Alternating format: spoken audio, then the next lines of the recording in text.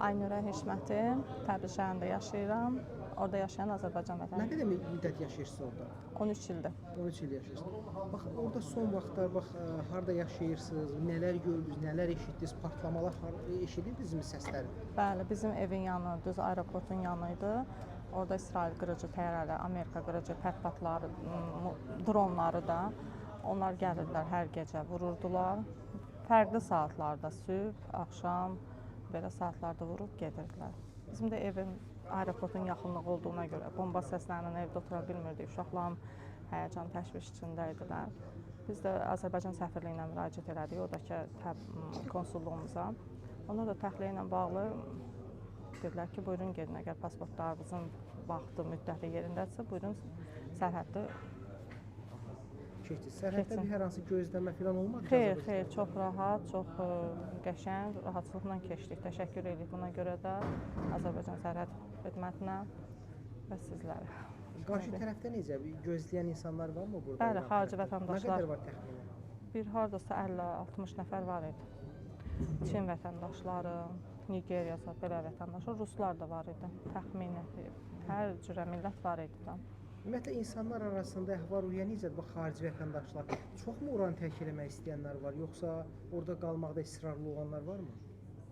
Valla, xarici vətəndaşlarla elə əlaqəm yoxdur orada. Hər halda orada işləyən miqrantlar var da, biz çox görürük, ruslar, çinlilər, pakistanlılar. Oradakı Tehran ki, çox bombardıman olunur, dəhşətli dərəcədə.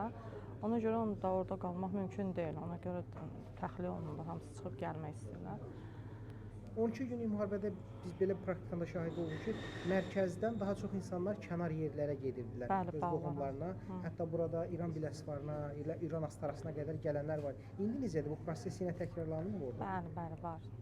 Hamı şəhəri, daha çox Tehran şəhəri təxliyə olunubdur. Təbrizdə də ki, hər gecə var da, atışmalar var, bombardımanlar var.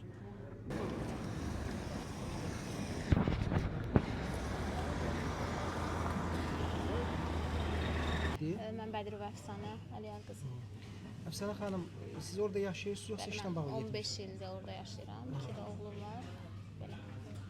Əfsanə xanım, ümumiyyətlə müharibənin başladığı ilk günlərdən orada bax nələr hiss oldu, nələr müşahidə edildiniz? Mən uşaqlar hamı bildiyi kimi, yəni orada 6-cı gün iş günü sayılır. Uşaqları məktəbə yola saldım. Saat 10-15 radəli olardı. Atış, yəni 4-5 dənə güclü partlayış səsləri eşitdik. Sonra mən getdim uşaqlarımı məktəbdən gətirəndə artıq gördüm internetdə yayıldı ki, bəs İsrail İrana hücumdur. Belə o gündən başladılar. Yəni başladı da artıq belə deyim müharibə. Belə. İnsanların ümumiyyətlə əhval-ruhiyyəsi necədir? İnsanlar bilirsiniz orada fərqlidir. Çünki bu artıq ikinci olurdu. Biz birinci dəfə 12 günlük İsrail-İran müharibəsində biz gəlmişdik. Yenidən bitəndən sonra qayıtdıq. Bu da ikinci idi. Demək olar ki, bu dəfə fərqli yanaşma var idi. Orada məsələn insanların 50%, 60% axın edirdilərsə, qaçırdısa, bu dəfə tərsinə idi, 20% olardı. Yəni getmirdilər çox o qədər. Bəs mülki insanların yaşadığı ərazilərə necə ziyan filan? Baxın, məsələn bizim evimiz hərbi bazaya yaxın olduğuna görə orada belə deyək də PUA-ların zərərsizləşdirilməsini görürdük biz orada. Çox belə dedik, dəhşətli görüntülər oldu, orada səsləri belə elə. Mülki insanları mən görməmişəm, yəni çox da elə məlumatım yoxdur. Mən sadəcə hazırlanıb da internet məlum məsələlərə kəsildi.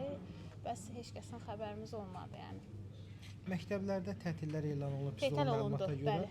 Digər bu iş sahələrində də belə fasilələr yaranır mı? 7 gün ali dini liderin ölüm səbəbi ilə bağlı 7 günlük rəsmi matəm, 40 günlük isə ümumi matəm elan olundu. Yəni məktəblər, hər şey içində universitetlər bağlı elan olundu.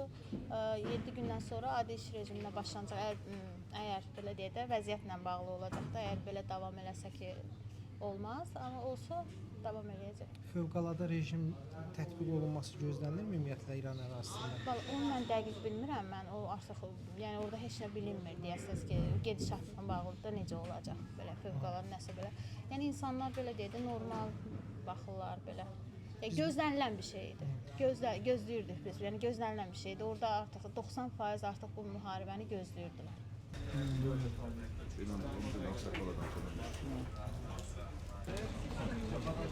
Ну, пройдет.